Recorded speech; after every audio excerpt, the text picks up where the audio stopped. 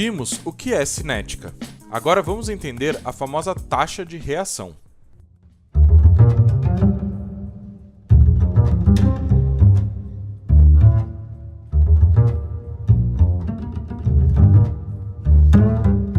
Bem-vindo, alunos e curiosos de plantão. Meu nome é Tarek e hoje vamos falar sobre a taxa de reação. A taxa de reação química é determinada pela variação na concentração dividida pela variação no tempo.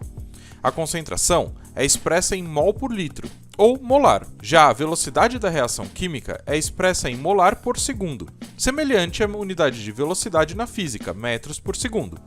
Para entender melhor, podemos relacionar isso com a ideia de velocidade média. Assim, a velocidade pode ser considerada como a distância média percorrida dividida pela mudança no tempo.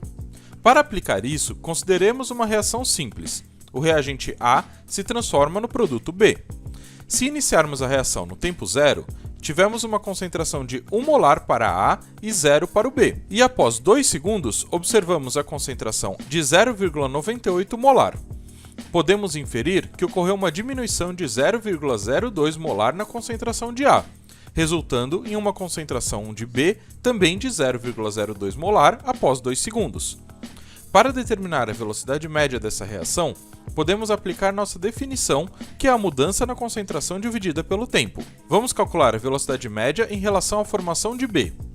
A velocidade V é igual à concentração final menos a concentração inicial, o que resulta em 0,02, a concentração final de B, menos 0, que é a concentração inicial de B, dividido pelo tempo final, 2 segundos, menos o tempo inicial, 0 segundos, resultando em 2.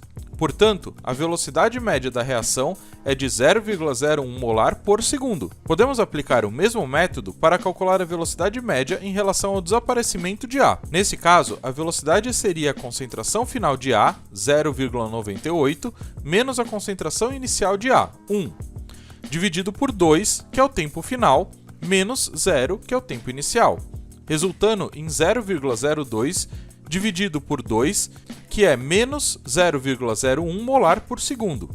Como a velocidade deve ser expressa com valor positivo, podemos multiplicar menos 1 para obter 0,01 molar por segundo.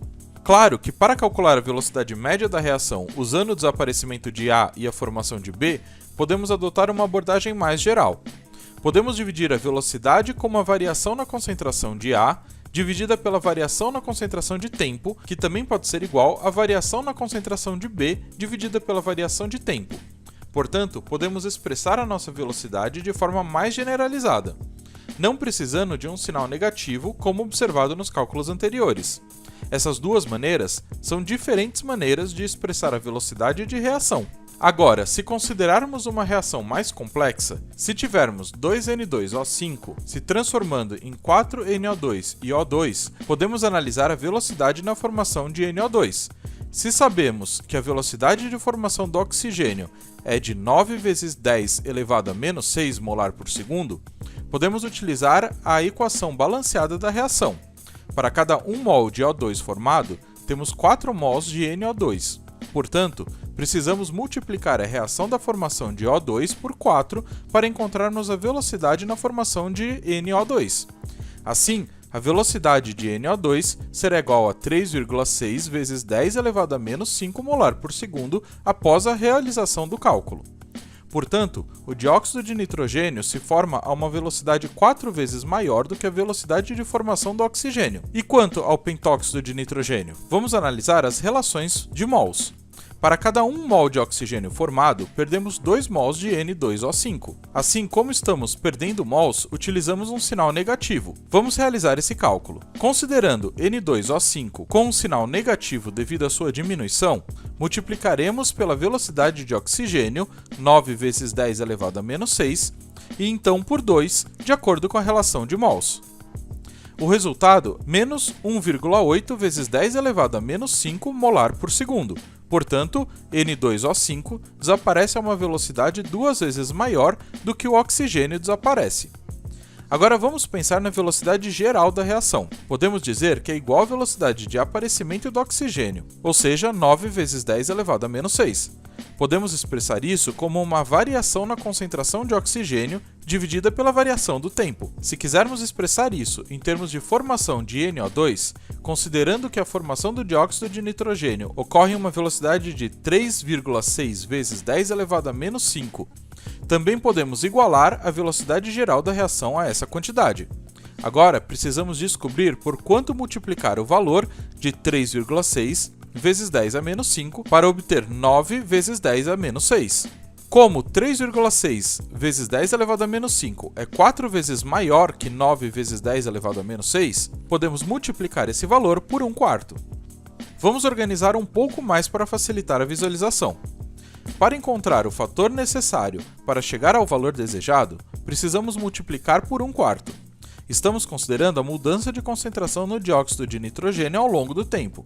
Então, ao escrever isso, temos 1/4 multiplicado pela diferença da concentração do dióxido de nitrogênio dividido pela variação do tempo. Agora, quanto ao N2O5, que está diminuindo a menos 1,8 vezes 10 a menos 5, novamente precisamos determinar por quanto multiplicar esse número para obter 9 vezes 10 elevado a menos 6. Vamos multiplicar por meio.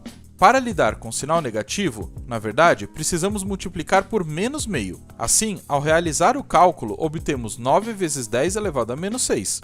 Se quisermos expressar isso na fórmula de velocidade, teremos menos meio multiplicado pela variação de concentração de N2O5 em relação ao tempo.